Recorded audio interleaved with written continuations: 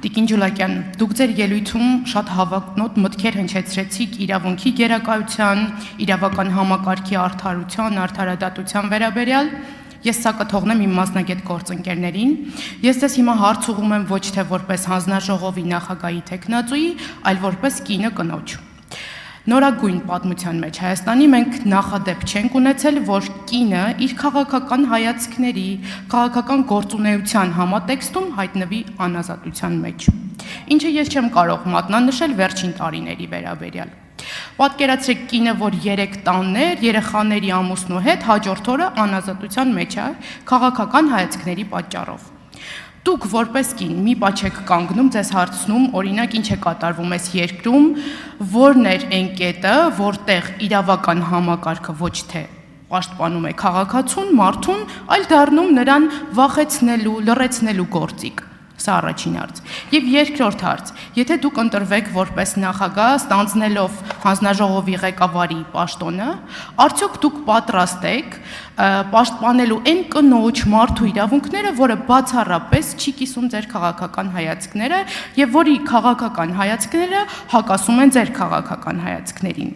Այստեղ մեջ բերեմ ՄԱԿ-ի կանանց նկատմամբ խտրականության բոլոր ձևերի վերացման մասին կոնվենցիան, որտեղ բնականաբար չի ասում, որ կնոջը չի կարելի ձերբակալել կամ ազատազրկել, բայց որտեղ հատուկ չափորոշիչներ կան, միջոցներ կան, որ ասում է, որ ծայրահեղ դեպքում է պետք կնոջը անազատությունից զրկել, եւ որտեղ 7-րդ հոդվածը նաեւ ասում է, որ պետությունները պարտավորվում են ապահովել կանանց կողմից քաղաքական գործունեության ապահով միջավայր։ Շնորհակալ եմ։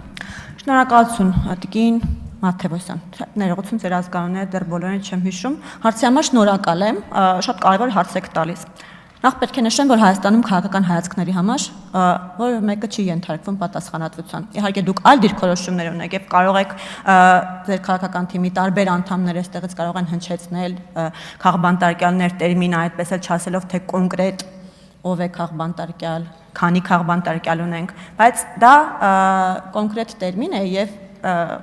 չեմ կարծում էլի, որ կարող ենք անընդհատ այդ տերմինին նայել ինչ-որ ռեզինից բանի, որը կարելի է ձգել եւ ասել մեկ ունենք 40, 50, այսինքն տարբեր թվեր այստեղ հնչեցվում։ Կոնկրետ փաստեր պետք է այստեղ հնչեցվի։ Ինչ վերաբերում է սեռին, օրենքի առաջ բոլորը հավասար են, ես իմ ելույթում եմ նշեցի այդ մասին, օրենքի առաջ բոլորը հավասար են, Տիկին Մաթևոսյան, եւ չեմ կարծում, որ անձի սեռը այլ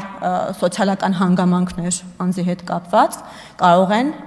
լինել իրեն պատասխանատվությունից ազատելու որևէ պատճառ, հանդես գալ որպես այդպեսին։ Այլ հարց, որ գուցե որոշ դեպքերում դիտարկվի որպես մեղմացուցիչ հանգամանք, բայց ոչ թե սեռը, այլ մեկ այլ հանգամանք։ Յուրաքանչյուր կոնկրետ դեպքի ժամանակ բնականաբար ամեն ինչ առանձին պետք է դիտարկվի, բայց ես նորից եմ կրկնում, բոլորը հավասար են օրենքի առաջ, պետք է լինեն հավասար օրենքի առաջ եւ սեռը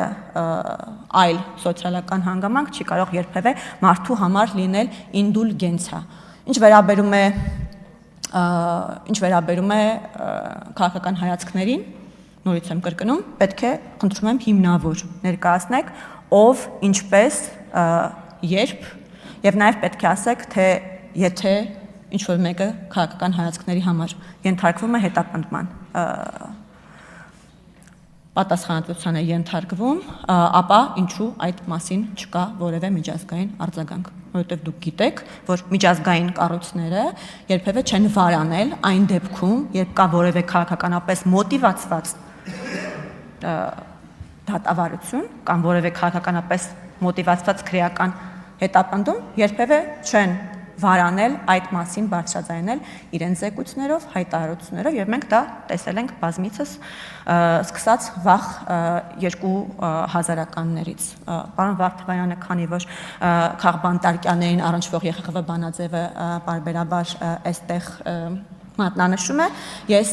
իհարկե ժամանակս չի ների, բայց եթե արձագանքեք կշարունակեմ նախապատմությունը, թե ինչպես է այդ բանաձևը ընդունվել, թե որ երկրի արատավոր պրակտիկան է, որ երկրների ավելի ճիշտ հիմք հանդիսացել նրա համար, որ ԵԽԽՎ-ն նման բանաձև այդուհանդերձ ընդունի։ Շնորհակալություն։ Արձագանք։ Այո, մենք ունենք բացառապես տարբեր դիրքորոշումներ եւ Քավլիցի բացառապես սերային խտրականություն չդնելով, այս պահին կուզեմ մատնանշել տիկին Արեգնազ Մանուկյանին, որը կին քաղբանտարկյալ է մեր գործընկեր Ալիկ Ալեքսանյանին եւ եթե խոսում եք ձգելու եւ այս տերմինը քաղբանտարկյալ տերմինը հատուկ չափորոշիչներով սահմանելու մասին, դուք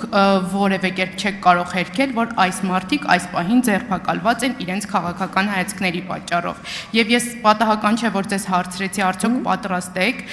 պաշտպանել են մարդու իրավունքները ձեր պաշտոնի սահմաններում, ով ունի բացառապես հակա իշխանական դիրքորոշում, որովհետև մեր գործընկերները եւ շատերը այս պահին ձերբակալված են իրենց քաղաքական հայացքների պատճառով։ Եվ երբ որ խոսում ենք սեռային խտրականության մասին, պատահական չէր, որ ես մեջ բերեցի ՄԱԿ-ի կոնվենցիան, որը բնականաբար չառանձնացնելով կնոջ կամ տղամարդու դերը, բայց հատուկ միջոցներ է ձեռնարկել եւ հատուկ չափորոշիչներ է սահմանել կանանց ազատությունից զրկելու համար։ Շնորհակալություն։ Ձեզ շնորհակալություն։ Ես պատրաստ եմ բարձրաձայնել ցանկացած դեպք, եթե ունենամ համոզմունք, որ այդտեղ կա քաղաքականապես մոտիվացված գործողություն։ Ես այդ համոզմունքը չունեմ։ Ձեր կողմից մատնանշված դեպքերով ես գիտեմ այդ մարդիկ ինչի համար են մեղադրվում եւ որևէ կերպ նույնիսկ ենթադրություն չեմ կարող ունենալ, որ այդտեղ կա քաղաքականապես մոտիվացված որևէ քայլ։ Շնորհակալություն։